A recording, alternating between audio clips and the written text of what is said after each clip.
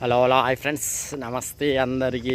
చూడండి, ఇక్కడనే తోటలో ఉన్న ఖర్జూర తోట, ఇదంతా అబుదాబిలో ఉన్న ఎలక్షన్ రిజల్ట్ అయితే వచ్చేసినాయి. నిజంగా అనుకున్నట్టే సెంట్రల్లో మనైతే మోడీ వచ్చిండు. సో మన ఆంధ్రప్రదేశ్ స్టేట్లోనైతే టీడీపీ గవర్నమెంట్ అలయన్స్ ఎన్డీఏ కూటమి అయితే వచ్చేసింది. సెంట్రల్లో ఎన్డీఏ వచ్చేసింది, ఎన్డీఏ కూటమి అయితే రిజల్ట్ వచ్చేసింది. బట్ నేనేమనుకున్నట్టే, నా ఒపీనియన్ ఇది పర్సనల్గా, నా ఒపీనియన్ నేనేమనుకుంటే సెంట్రల్ ఎట్లయినా మోడీ వస్తారు, మోడీ గారు అయితే ఖచ్చితంగా చేస్తారు, బీజేపీ వస్తారు అనుకున్నా. బట్ ఆంధ్రప్రదేశ్ స్టేట్లోనైతే నేను జగన్కు టీడీపీకి అదే ఎన్డీఏ కూటమి ఫైట్ తగ్గ పోరు ఉంటుంది, నెక్ టు నెక్ వస్తుంది ఫైట్. అయితే కొంచెం ఎడ్జ్లో టీడీపీ రావచ్చు అని అనుకున్నా, ఎందుకంటే పవన్ కళ్యాణ్ గారి సపోర్టు చాలా స్ట్రాంగ్గా ఉండే కాబట్టి.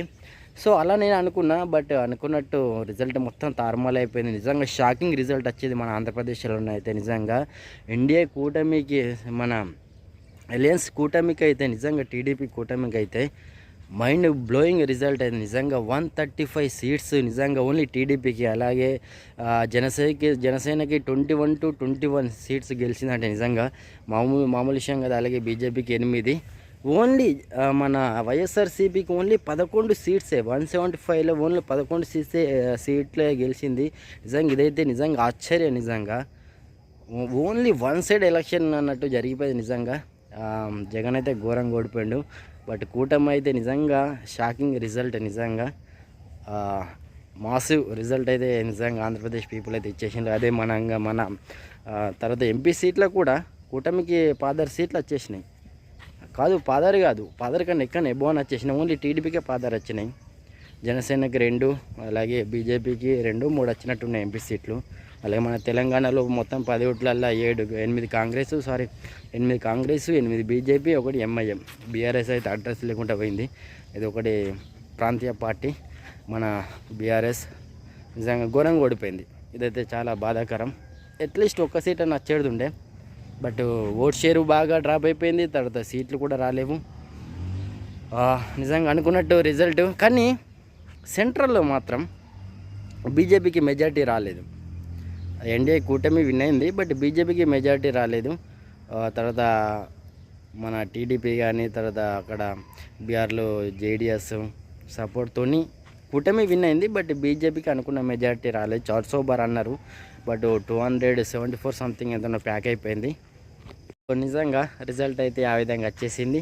బట్ కాంగ్రెస్ మాత్రం నిజంగా ఏమన్నా పికప్ అయిందా? నిజంగా 90 అలయన్స్, మన ఇండియా అలయన్స్ 99 సీట్లు ఓన్లీ కాంగ్రెస్కి వచ్చినాయి. అలాగే ఇండియా అలయన్స్కి 232 సీట్స్ వచ్చేసినాయి నిజంగా.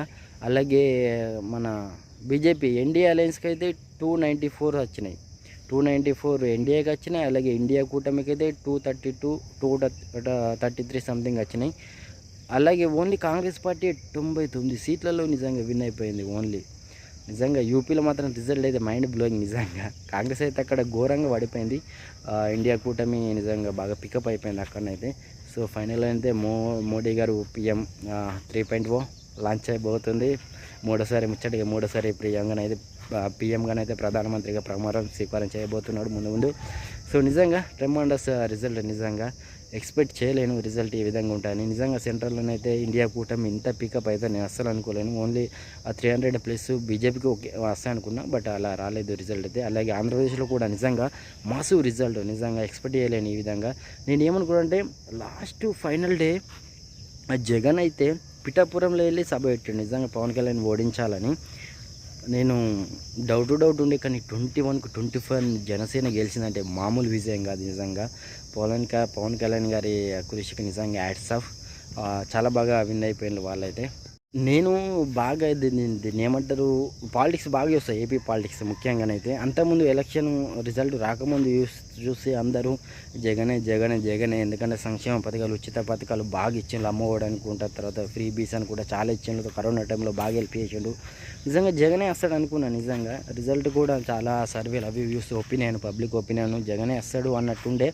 బట్ నిజంగా టీడీపీ కూటమి అయితే నిజంగా ట్రెమండస్ విజయం ఇదైతే.